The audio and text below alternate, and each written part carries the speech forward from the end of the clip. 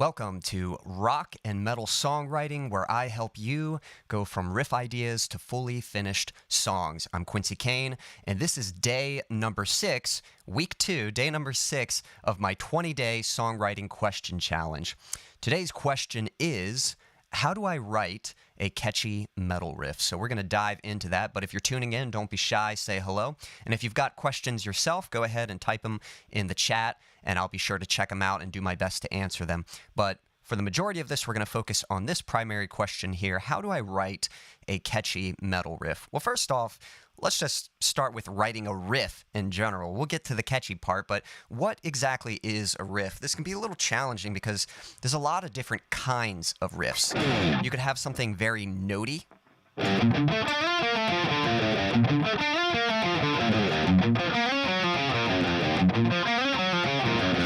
You could have something more chunky and very chordy.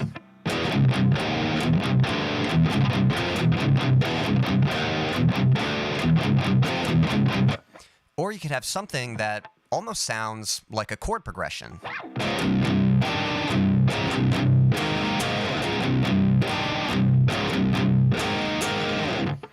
So there's a lot of different ways to write riffs, and that's just a few examples there. But I would say what a riff is, just to be a little clear, a chord progression is when you're using a distinctive chord and you're transitioning to another chord and then creating a pattern out of that. So it might just be 2 chords back and forth. It might be 4 chords.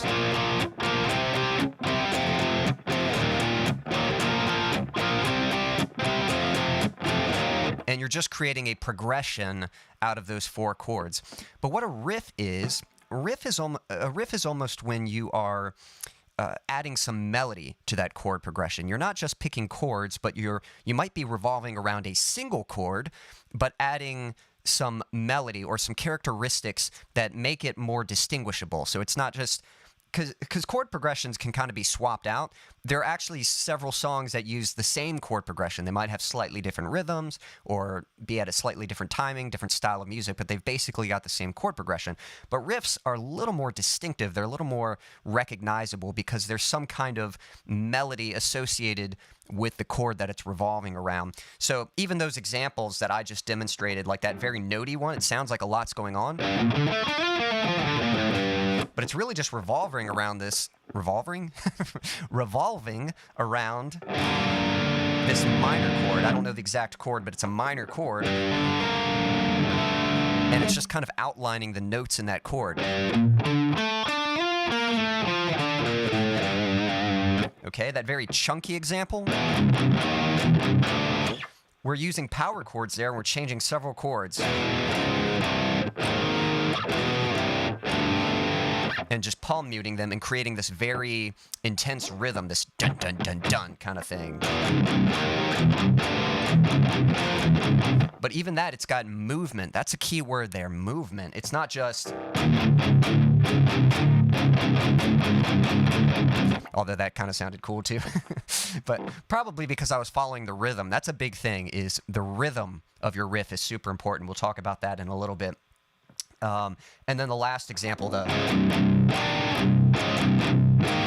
this one's kind of interesting because we've basically got 2 chords. We've got this chord up here and this one right here.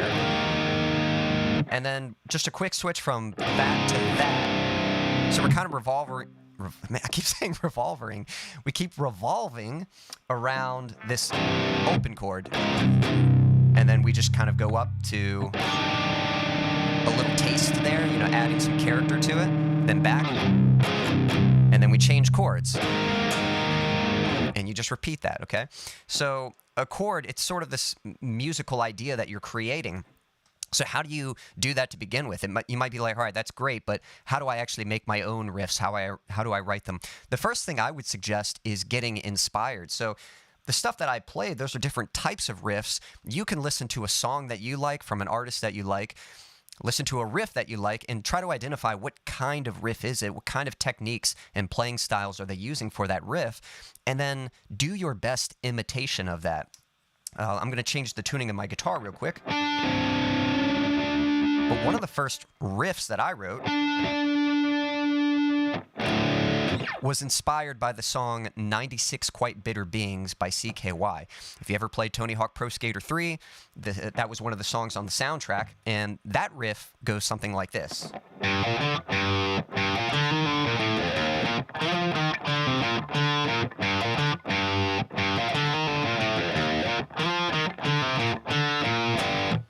So I heard that, and I really liked the way that sounded, so I said, I want to write something like that. That's the key. I want to write something like that. So let's look at that riff. It's this very notey riff, just...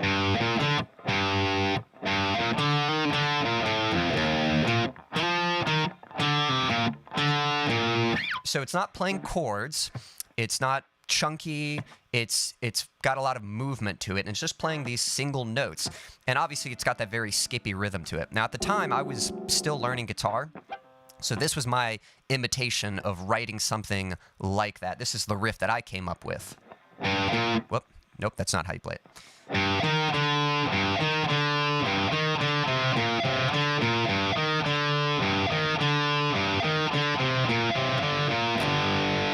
Now you can hear that's a much simpler version compared to what they're doing. It doesn't have that very skippy bop-ba-dop-ba-dop-ba-dop rhythm like the other one. It's a much more straightforward rhythm, but it's following a lot of the same concepts. Let's look at the first example, the CKY riff. So it kind of rises up, ba-da-da-ba, I'm going down. So the notes are moving upward and then back down. They move up again, and then they descend. So I'm kind of doing a similar thing, just creating this movement and then this longer movement. This kind of gradual descent as it's going down. Down, down, down, down, up, down, boom, and then back to the lowest note, the first note. So even though I'm not using the exact same rhythm, you can see how the inspiration is there, trying to kind of imitate what the other artist is doing. So you can do the same thing. If you hear a nice notey riff in a certain style, you can try to sort of imitate that. If it's a nice chunky riff, you can try to say, okay, well, I'm going to use kind of some chunky chords and sort of recreate that sound. If it's, you know, whether it's a fast riff or a slower riff, you can just kind of get inspiration from that. In fact, let's kind of exercise that real quick. So here's an example. This is a very popular riff from Metallica, Enter Sandman.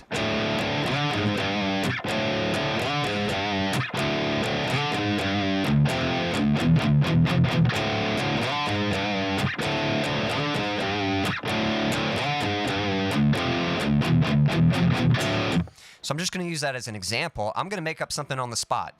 I'm not guaranteeing this is going to be like the greatest riff ever, but I want to demonstrate how you can sort of take from the blueprints of an idea and then swap it out with your own parts. So what do we got? We got this power chord, this low power chord, and then we've got some notes up here, some single notes. They kind of go high to low, and it just repeats that. If you think about it, this is the riff. It's just this. That's it. And it just does it 3 times. 2, 3.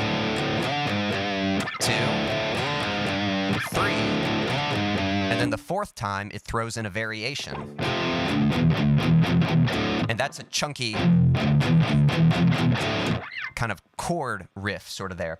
So we could do a similar thing. Let's say we don't want to, you know, we'll try to pick a different rhythm, but let's follow that same concept of kind of something low. Let's just do like, let's see.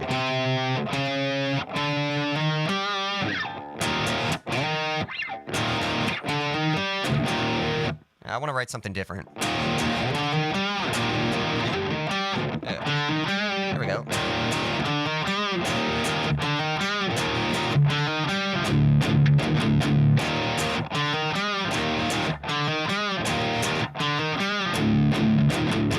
So I just made that up. Not saying that's like the greatest riff ever, but you can see the inspiration there. I'm starting with a chord. I chose a different rhythm, and then I just go to kind of some higher single notes. Repeat that 3 times. And then we want something chunky. And so I just kind of picked a couple different chords. Let's do another one. Same inspiration. We'll go from the same song, but let's say we do... Let's see.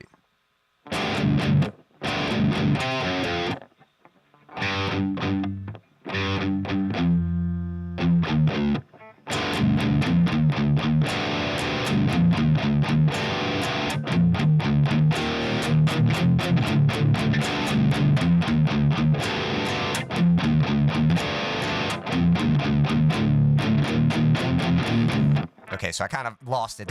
So you kind of have to fish around and just try different combinations until you find something. But just trying to do like a low chord.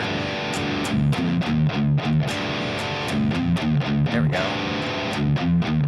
And then we need that chunky something the fourth time. Yep.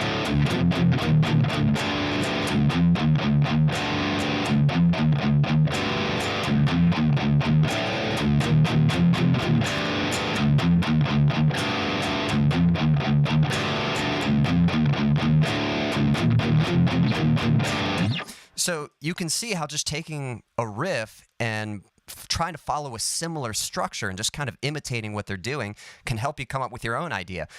And when you compare those like back to back, you can see the inspiration. But if I played it on its own, depending on how I did it, no one's going to be like, hey, that sounds exactly like Enter Sandman, because it doesn't. If you're changing the rhythm, if you're playing different chords, you're not playing exactly the same key, and choosing different notes, you're being inspired by something, you're imitating a similar style or sound, but you're able to make it your own. And just to be clear, when you're first writing, it's very often that, I think this is, well, I know this is normal for any artist, your first attempts at writing anything are going to be very similar to your influences. If you're a big, me, I was a big Killswitch Engage fan, and so a lot of, when I was trying to write that metalcore style of music, a lot of my songs sounded very Killswitch Engage. I like Chevelle, and so I've written riffs that sound very much like Chevelle. And that's just going to happen. But over time, as you write more, you start to develop your own style, your own sound. You start to understand what you're looking for when you're writing any riff. And that's when you start coming up with your own riffs that aren't based off of something that already exists, but it's purely just from your own experimentation. And that's when you start getting ideas that are a little more original and maybe less inspired, or less, what's the word I'm looking for? Less, that aren't going to sound so similar to what it's inspired by. But you got to start somewhere, And so basically any riff, as you can see, just start with sort of the blueprints of an idea that you already like and try to use similar techniques in creating your own sound. Let's look at some practical application of what I'm doing here. Like, it sounds easy saying, oh yeah, just pick chords and notes and you're good to go. It's like, but what chords, what notes, how do you choose? Well, when you're writing any riff, the first thing I would say is contrast is a good thing to look for. You're basically trying to create a simple pattern with contrast. So again, if we look at that Metallica riff, it's a pretty simple pattern. You've just got this low power chord and then 3 notes. Notice they're up higher. We go from low up to high, low up to high. You repeat it 3 times, and then the 4th time you need something different. The 4th time you don't go and then you go, I mean, that was dumb anyway, but you're not playing like in the exact same spot. You try to add a twist in there. So that's why they go to these chunky notes. So if you're playing up high and you've been up there for a while, you might need to go somewhere lower, or vice versa. If you've been playing lower, you might need to try to find yourself going up higher. Let me see if I can demonstrate with a few different riffs.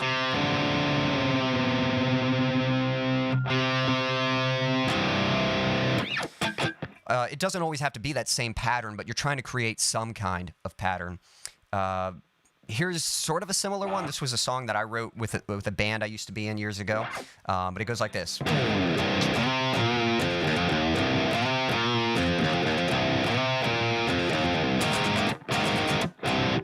That's the riff, and you just loop it, you just repeat it. So it's sort of similar. It doesn't sound like the Metallica riff, but it's similar in structure. You're playing this kind of, this bluesy, notey kind of riff down here. And technically, you could follow that same pattern. Just play that 3 times. 2, 3. And then the 4th time, you go somewhere different. So I chose to go up, get out of this area, go to a different area. And rather than playing single notes, let's play a chord. And we just do this kind of distinctive 1, 2, 3, 4, 1, 2, 3, 4, ba-dum, And you just repeat. So 1, 2, 3,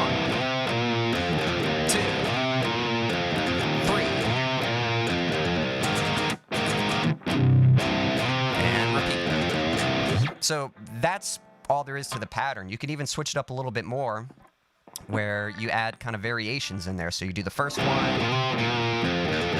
the second one you might kind of add a slight variation. It's not exactly the same thing. Third one, similar to the first one, but you might let off the setup for whatever you do the fourth time. So that's an example of a pattern. Here's a riff from Chevelle. This is one that I like that they do.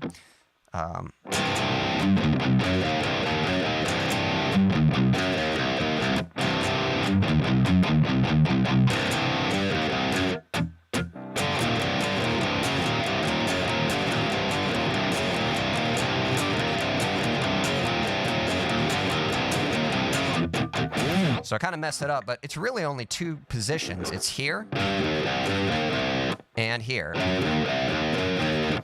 And so you can do that. You can have kind of just two positions that you like and alternate. So we got the first one, second, third one, or sorry, back to the first, and then second with a variation to it. Back to the first, second, first. So you kind of can just find a position that you like and then create a simple pattern around that position. So it doesn't have to be this, like you play it 3 times and then the fourth time you do something different. It might just be 2 patterns you're going back and forth between. You can do this sort of A, B, A, C pattern where you play something the first time, play something slightly different the second time, go back to the first one, and then play something completely different the fourth time. Another big thing that's really going to add, so you're creating contrast, you're trying to play in different places on the guitar, not just staying in the same zone on the guitar, but also the rhythm. The rhythm is such a big thing. If you're always just playing on the downbeat, it's probably going to be kind of boring. Like, don't get me wrong, there's probably some riff out there, it's like, hey, that's actually really catchy, and it just stays on the downbeat. And so it can work, but, you know, if your riff is just...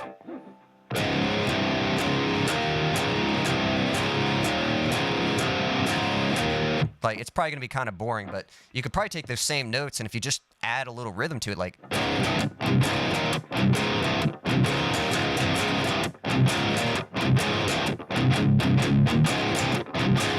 like, those were the same notes, but just by adding a little more rhythm, it's like, okay, that's a little interesting now. So much of what makes a riff catchy is the feeling of it. Again, I keep going back to that Sandman riff. It's just kind of a simple riff that works as a good example. But the 1, 2, 3, 4, like there's a rhythm there. 1, 2, 3, 4, bum bum bum bum bum bum bum bum bum bum bum bum bum bum bum. Like I could probably do that. I don't even have to sing the notes. But if I just said, hey, what song is this? Bum bum bum bum bum bum bum bum bum bum bum bum bum bum bum. Bum bum bum bum bum bum bum bum bum bum bum bum. Like just from the rhythm, you can already kind of feel it. There's something almost kind of tribal about it, like this sort of chanty kind of thing about it. And I think that's what helps make a good riff is the rhythm, like the feel of it, not just the notes that you're choosing, but the beats that you're playing, where you come in at, where you pause at. So if you can find, and I think that's a good way to think of it, like chanty. If you can think of a good chanty rhythm that just feels good to loop over and over, and then you just find the right notes to add to that, you can create something really cool. Again, this was a riff I wrote for a song called Farewell to Fear. Fairly simple riff, but it's got like a very distinctive beat to it. 1, 2, 3.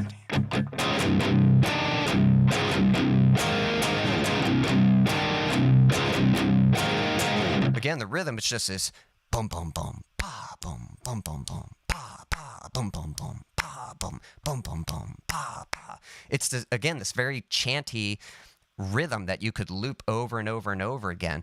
And so if you can find that, if you can find that kind of rhythm that just kind of gets you bobbing your head and kind of gets you tapping your foot, like that's a pretty good sign right there.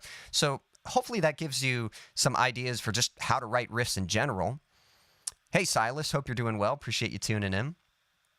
But I'd say the last thing is, what makes the catchy part? The truth is when it comes to writing anything catchy, it's going to take some trial and error. Making simple patterns, that's a great place to start. But a good sign is like as you're writing, you're just looking for those notes that make you go, ooh, that was kind of interesting. And at some point, you're just going to have to write something. And when you walk away from it, if you walk away from your guitar and you can still remember it, it kind of gets stuck in your head, that's probably a good sign. Like if you're walking away and you're kind of humming the riff in your head throughout the rest of the day, that's a good sign. If you go to bed, you wake up the next day and you pick up your guitar and you can remember how to play the riff, that's probably a good sign that it was catchy. If you pick up the guitar and you're like, man, how'd that riff go again? That's a possible sign that maybe, maybe it wasn't too catchy because you're trying to remember, like, how does it even sound? You might remember where your fingers go, but you can't remember the exact rhythm. And that's not a guarantee that, oh, it must be a bad riff. Sometimes you do need to hear it a few times for it to stick. But for sure, if you're walking away from your guitar and you're humming that idea in your head for the rest of the day, that's a very good sign, and that's kind of what you're looking for. But the best way to find that is by creating those patterns and by creating that contrast, not just staying in the same zone where you write your riff, but trying to move around try to move somewhere different. Again, I mentioned movement earlier. You want the riff to feel like it's moving, like it's either going from high to low or low to high. You want some kind of movement, some kind of momentum, and some kind of nice loopy rhythm that gets you bobbing your head and tapping your foot. Those are all things that if you're looking for that, if you're searching for that and you're trying to conjure it up, you're probably going to create a catchy riff. So I hope that kind of gives you some ideas what to play with. Silas, if you're still there in the chat and you have any questions, let me know and I'll do my best to answer them real quick. We are going to put a wrap on this in just a moment. But this was day number 6. I'm going to be continuing to do these live streams throughout the rest of this week up to Friday, and then take a break for the weekend and pick up next week. But yes, today, how to write a catchy metal riff. So hopefully there were some ideas that you can play with. I would mainly suggest just check out the songs that you're inspired by, the riffs that you like. You can even learn them yourself and try to diagnose them, like what kind of techniques are they using, where are they playing out on the guitar, and then do your best imitation of that. Try to use the same blueprints from that artist and just swap it out with your own parts. So that's going to be it. I'm going to wait just a moment to see if if you're still there, Silas, and you've got a question, let me know. If not, no worries. We'll just put a wrap on this. And for anyone watching on the replay, if you've got a question, feel free to leave it, and I'll definitely check the comments that were left, and I'll reply to you so you can get an answer, get some help with what you're trying to write. And if you have any tips yourself, maybe you're someone you've been writing for a while and you found some tips that have worked for you, definitely feel free to share them in the comments section so that other people can benefit from that as well. All right, I do think we're going to put a wrap on this, but I hope those ideas help you out. If you feel like you're ready to take your songwriting to the next level and you'd like to work one-on-one with me, there is a link in the description to apply for a free coaching call. But that's going to be all for today. Until next time.